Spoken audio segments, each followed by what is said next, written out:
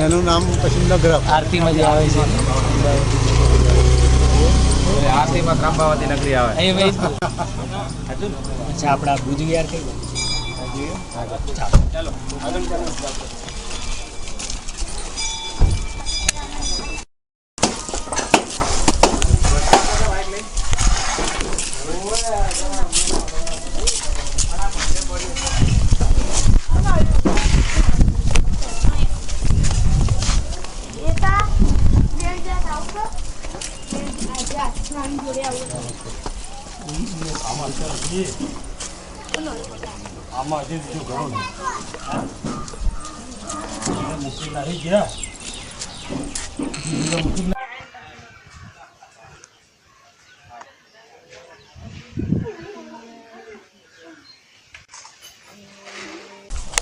એમની કરુણા આવી ગોઢો ખેંચી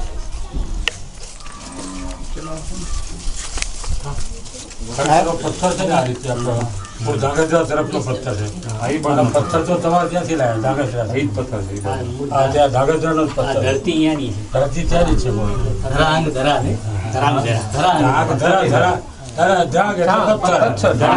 ધરતીમાં પથ્થર છે બ્રાઉન કલર એટલે ભૂખરા કલર નો બાજુનો પથ્થર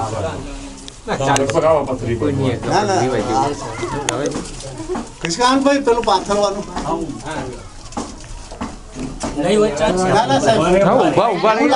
પણ કે અહીં સગવડ કરેલી છે.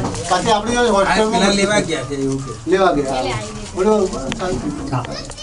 પથ્થર અહીંયા નહીં.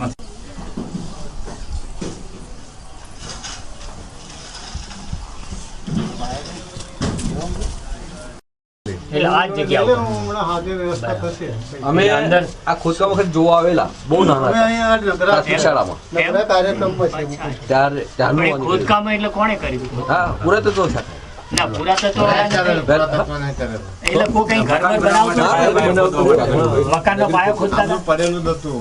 હા, એમાં ત્યાં લોકો અમારે આ બધા કરેલું પેલા ઘરે કરેલું એમ નીકળેલી ત્યાં લોકો સાફ સુફ કરી જગા હાથથી કરેલું.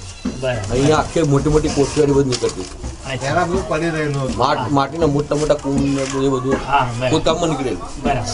પછી સોનાર મોહર આટલી નાની નાની આવે ને હા, એ બધી બરાબર.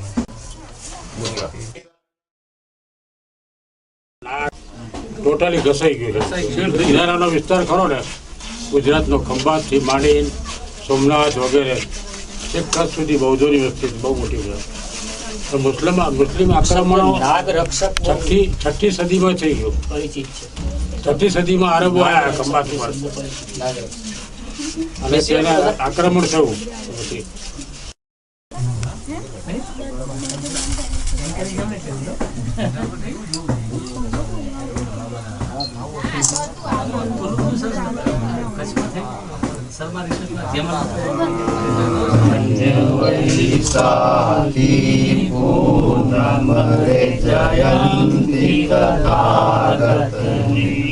આનંદ કરે સૌ જન રે જયંતી તથાગતની.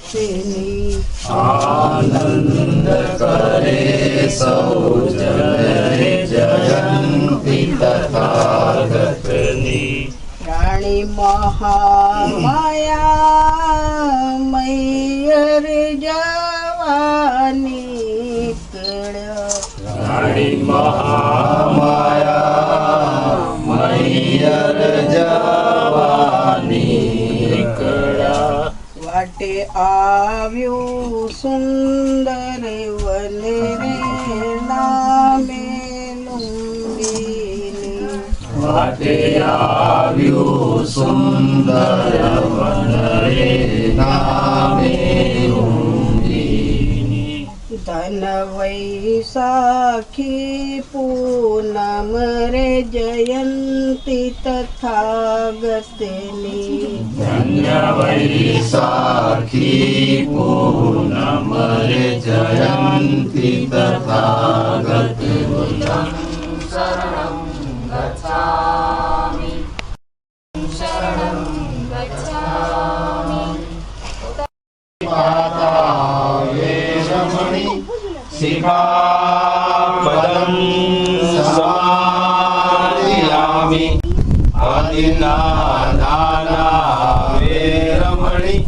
सिकापदं समादयामि गन्धगुणोपेतं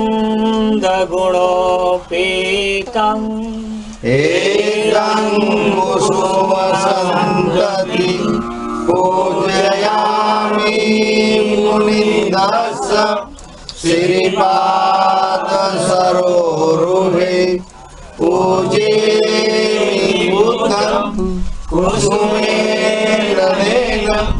पुण्येन लभामि मोक्षं सुगन्धिनां गन्धेन पूजयामि तथागतं बुद्धं धम्मं च सङ्घं सुगततनुभव दारो दारुगर्भे लङ्कायां जम्बुद्वीपे दिगजपुरवरे नागलोके च धूपे दानादिधम्मविधिना जित्वा मुनिलोकं सेव्येता भवतु ते जयमङ्गलानि आरागिरि गजवरं अतिमार्तभूतं दावर्गिचकमसनीव सुदारुणन्तं नेताम्बुषेविधिना जित्वा मुनिलोकं तेजसा भवतु ते जयमङ्गलानि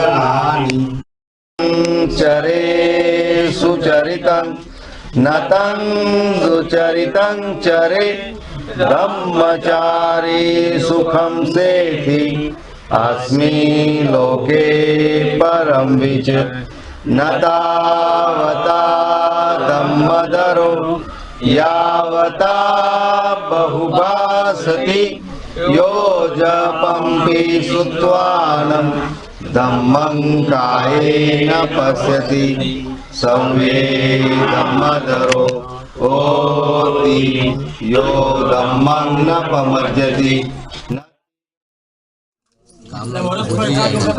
ત્યારે અહીંયા દીવો કરેલો અમે કોઈ નહીં આવે પૂનમ હોય એવું હોય ત્યારે અમે આવીએ.